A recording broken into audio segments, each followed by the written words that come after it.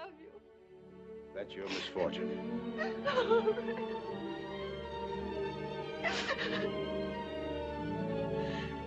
Red. Red. Many people would have you believe that 1939 was the best year for film. Where shall I go? What shall I do? Frankly, my dear, I don't give a damn. But they're all dreadfully wrong. The greatest year for film? 2011.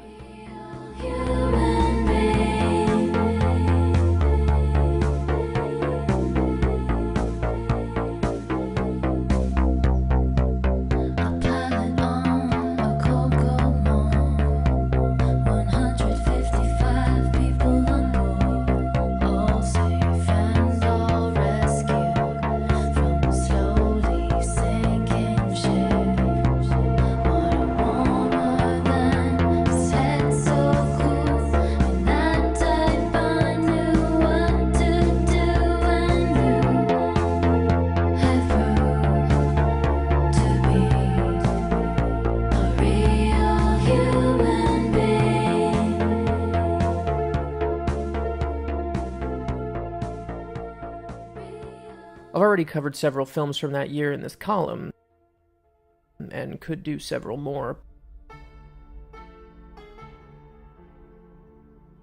But I'm treating myself to a personal favorite, because today is the 2-year anniversary of The Unloved, and we're going to celebrate in style. 2011 housed not just some of the greatest art films of our age, but a revolution in the language of blockbuster filmmaking. One big-budget action film after another used digital cameras to show the world behind explosions in starker, stranger light, while constructing a backbone of classical ideas and images. There are countless examples I could name, but there is none more perfect than Sherlock Holmes, A Game of Shadows, Guy Ritchie's sequel to his own polarizing 2009 rewiring of Sir Arthur Conan Doyle's iconic hero.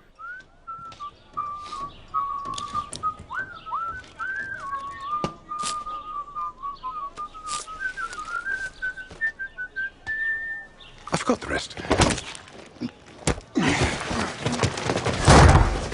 It's coming back now. A Game of Shadows was seen as more of the same. More banter, more frantic action, more secondhand steampunk, more betraying of the Holmes name. Louder, flashier, emptier. The New Yorker called it complete trash. Rolling Stone called it dumb. Certainly the first and second Sherlock Holmes movies share common elements. Break cracked ribs. Traumatize solar plexus. Dislocate jaw entirely. Heel kick to diaphragm. In summary, ears ringing, jaw fractured, 3 ribs cracked, 4 broken, diaphragm hemorrhaging. Physical recovery 6 weeks. Full psychological recovery 6 months.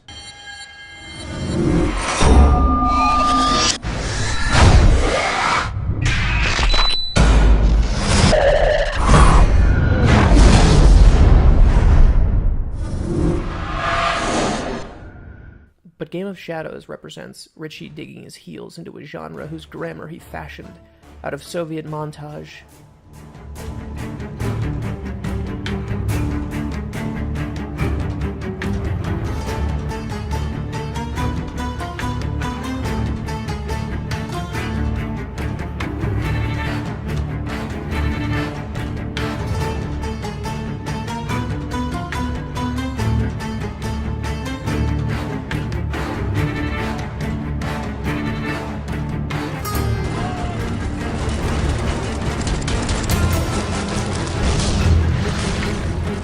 Futurism.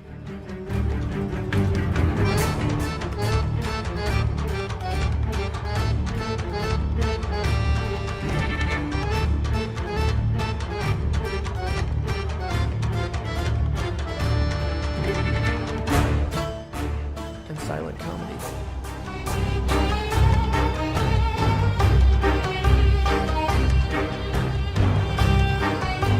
Oh my!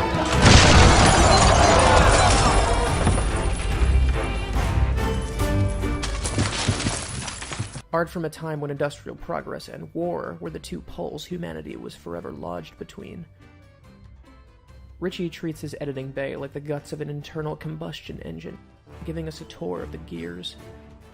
His Sherlock Holmes movies revel in the repartee between Holmes and Dr. Watson, all the better to highlight the difficulty in achieving lyrical deftness of dialogue in films of this budget.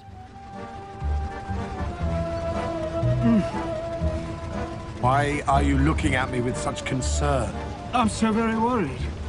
Your vitality's been drained from you. Marriage. It's the end, I tell you. I think of it as the beginning. Armageddon. Rebirth. Restriction. Structure. Answering to a woman. Being in a relationship. A life in matrimony. The possibility of a family. Who wants to die alone? So we'll have a good old-fashioned romp tonight. You'll settle down, have a family, and I'll die alone. Yes, that's about it. There may be explosions, but the heart of the film is their relationship.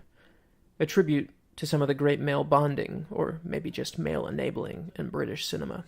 And why has my head gone numb? I must have some booze. I demand to have some booze!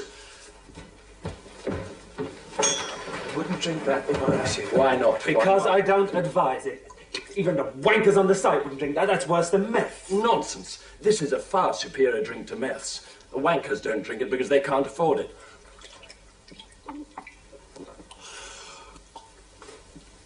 Have we got any more? It's a game, dear man, a shadowy game. We're playing cat and mouse, the professor and I. Cloak and dagger. I thought it was spider and fly. I'm not a fly, I'm a cat. Not a mouse, but a dagger. You're drinking embalming fluid. Yes. Care for a drop? But back to those explosions. The Sherlock Holmes movies deconstruct action sequences. Not just to get you in the head of its hero, but to illustrate the work that goes into staging and filming them. Of course, he can only do so much of that for us. Some of the things that Ritchie and his crack editors dream up in Game of Shadows combine modern and ancient technique to create sequences of such remarkable force and awe that they seem to break open the possibility for entirely new directions in action filmmaking. This breed of frenetic, kinetic sequence, blending fluid digital elements with grinding contraptions, mirror the complex operations of cinema, cameras and projectors meeting celluloid and light, and highlight the incredibly difficult job of craftsmen so routinely written off by critics when the script isn't to their liking. It was the battleship Potemkin of a movement that never happened. Zu viele Füchse furchtbar Hühner.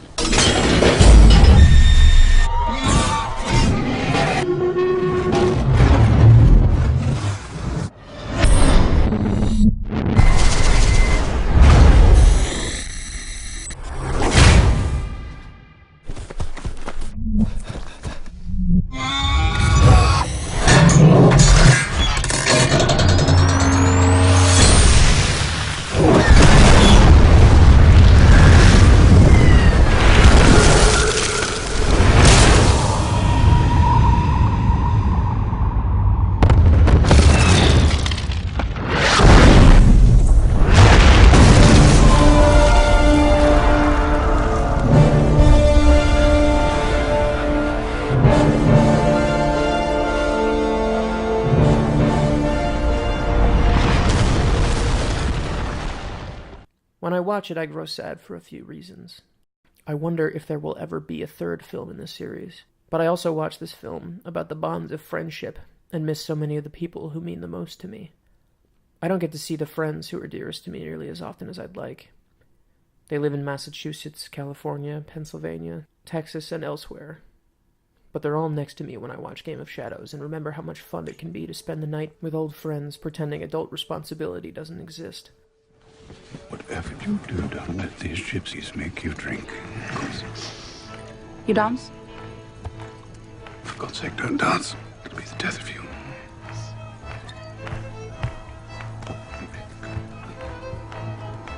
You know what happens when you dance?